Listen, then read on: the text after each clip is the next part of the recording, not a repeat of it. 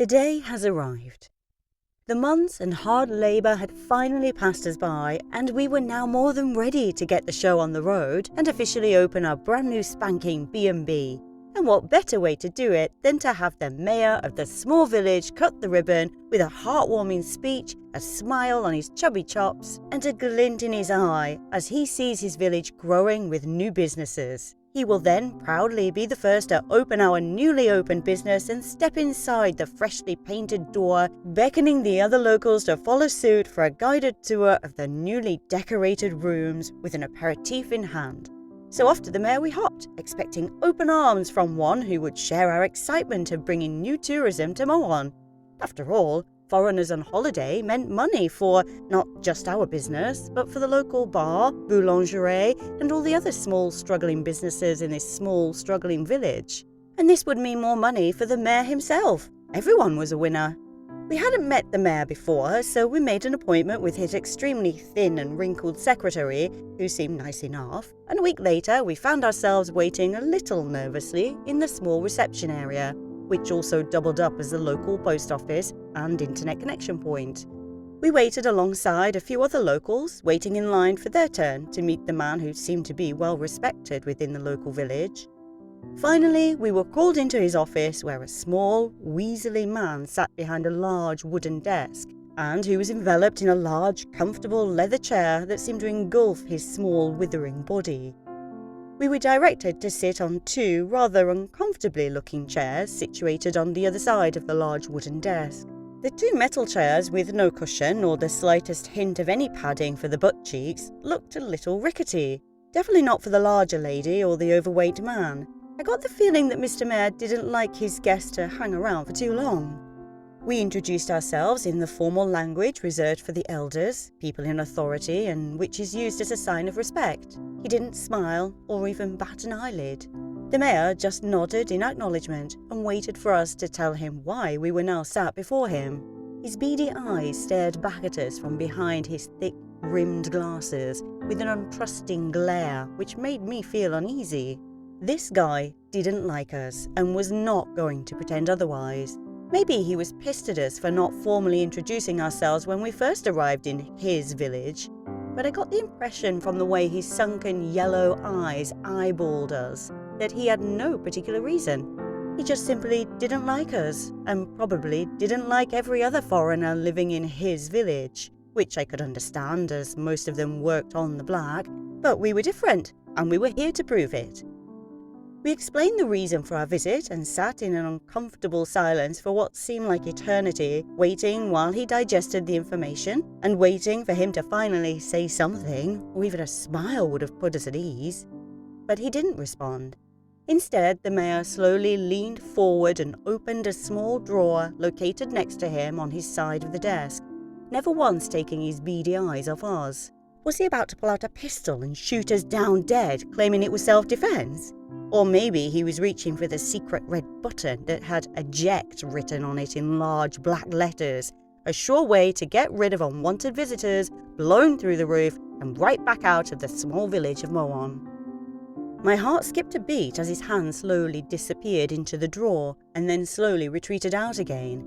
Then, with a grimace rather than a smile, and in a raspy voice only a 40-a-dayer could have acquired, he asked us when our opening date would be and produced a small leather-bound book with the words "Journal" printed on the front. He was actually going to come. Me and my husband gave each other a quick glance from the corners of our eyes, not daring to move an inch. We repeated the date once again, as he obviously hadn't understood us the first time, or had seemingly made the date appear unimportant. The mayor wet his yellow-stained finger and slowly leafed through the thin pages of his journal. Then, looking somewhere behind us, he declared his unavailability with that same grimace. He was sorry, but he was busy that particular day. As the mayor was about to stand to show the meeting had come to an end, my husband quickly outfoxed him. "No problem. We can change the date to suit you. Tell us when you are free." "Right back at you, Mr. Mayor." I was proud of my husband. Nicely done, and I couldn't help smiling a little smug smile. The mayor slowly settled back into his chair and reopened his little black book. He was probably going to tell us he was free in the month of Never. But he finally came up with a date 1 month ahead, which we gratefully accepted, and shook hands to seal the deal before leaving. 3 weeks later, after all invitations had been written and sent to all neighbours, acquaintances and other local businesses announcing our official opening date, and that proudly stated that the Mayor of Moan would also be joining us to show his support on this exciting day, to give us and Moan's newest business his best wishes for the bright future ahead. We ourselves received an official-looking letter, hand-delivered, which meant it must be important.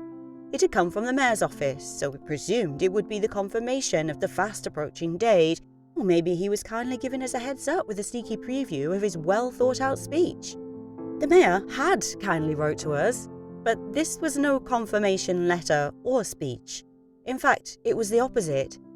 A spidery written letter with an apology, as he wouldn't be able to make our opening festivities after all, and not because he was a busy little bee, but because he felt it unfair to the other businesses that he hadn't opened himself with in Moan. Was he talking about the 3 other businesses that had probably opened before the war, when he was actually still in nappies? I wasn't sure myself, but we had once again been outfoxed by the weasel and had been left exactly 5 days to find a replacement. Was it actually possible to replace the Mayor in what is supposed to be a grand opening? And not forgetting, we had also invited the local papers to the event, and they were expecting a mayor. We were lost and seriously considering calling the whole thing off when, just 2 days before the deadline, we were saved. Our dear, kind neighbours, who we'd originally bought the house off, stepped up to take the place of the cowardly mayor. A kind old man who had once lived in the now newly renovated property as a young boy with his parents and grandparents. A man who had lived through the war in this very house. A man who had worked from this house making wooden sculptures and beautifully handcrafted furniture. And a man who had found his sweetheart, married her and moved her into the same house and raised the funds to buy them their own house, where they still lived just around the corner.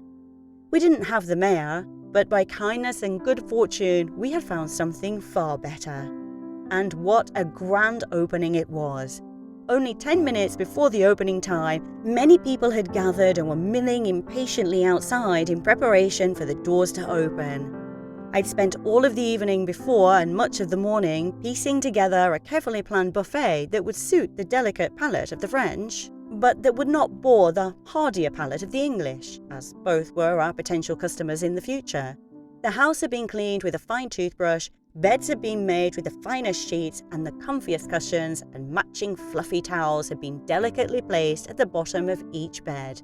And now, flashing in a constant loop on the latest laptop situated in the guest sitting room, were our before and after photos of each room in the house. Another sign of all our efforts which we had put in before reaching this momentous day. A red ribbon had been placed across the front door, where now our guests waited with a constant dull chatter of 2 different languages. The big moment had arrived. Our dear old neighbour and his wife were standing proudly arm in arm outside their old front door, which was now our new front door, and a large semicircle of people were standing in anticipation in front of them. I was shocked to see this number of people stood outside my house, as I don't believe I'd ever seen this many people in Moan in one go. There were a few journalists taking pictures at the back, with notebooks at the ready, and then slowly, Mr. Picard, our gentle neighbour, raised his hand in the air as though back in the army, the commander silencing his nervous troops in preparation for battle.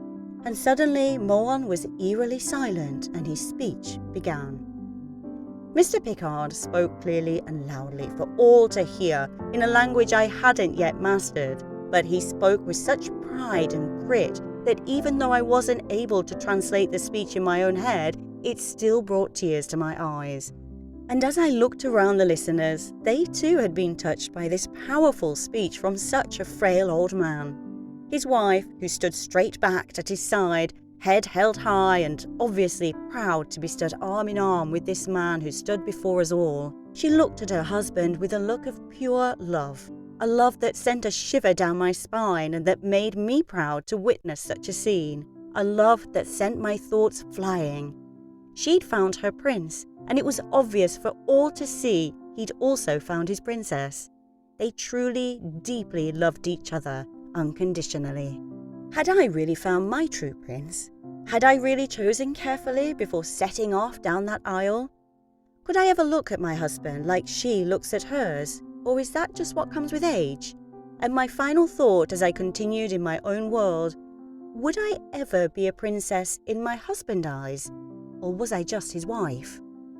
The loud noise of clapping and cheering brought me back to reality, and I saw that the ribbon had already been cut and that our critics were slowly pushing themselves through our now open front door. It reminded me of the queues of people at the Ryanair gates using their bags, elbows and broad shoulders to squeeze just that little bit further ahead in the queue. When finding myself in one of those queues, which I had on many different occasions, I would feel like shouting, "There's a seat for everyone, and no seat is any more comfortable than the other, so stop bloody pushing." I'd always wondered what would happen if everyone chose priority boarding. That wouldn't exactly make it priority anymore now, would it? In my case, I certainly couldn't guarantee enough seats for everyone, but I was sure I could satisfy everyone's thirst with a tipple of their choice, and I had prepared enough food to feed an army of critics twice over. Let's hope the food and drink would warm their hearts and assist them in being less critical. I avoided the Ryanair queue and opted for priority boarding and entered through the back door, preparing myself to be the perfect host, keeping glasses topped up, keeping bellies full, and all with a smile once again plastered on my face. The opening had appeared to be a great success that had continued well on into the night, with mainly the English critics taking advantage of the free booze.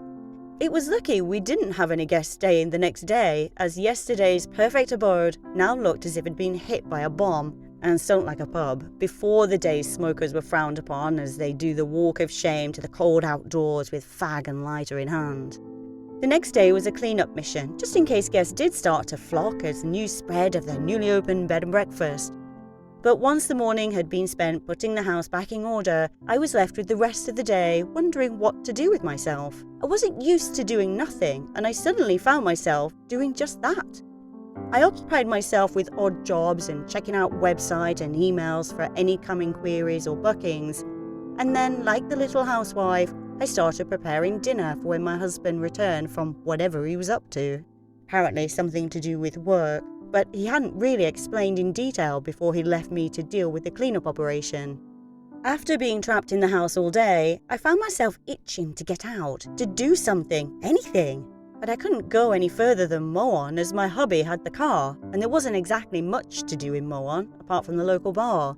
I couldn't exactly hang out in the boulangerie or nip across the road for a cigarette and a chinwag with the local hairdresser, and as much as my 85-year-old neighbour would probably enjoy my company for a while, it wasn't really my cup of tea. I suddenly realised that without my husband, I was completely and utterly by myself. No friends, no family, nobody. Shit, I was trapped. My days continued in much the same routine, keeping the house clean in case a random passerby happened to knock on our door for accommodation. I washed, I ironed clothes and bed sheets. I prepared dinner for me and my husband when he returned from a job he'd managed to pick up, fitting some bathroom in some woman's house who lived out in the country. I twiddled my thumbs and only seemed to get in my husband's way when he was actually around.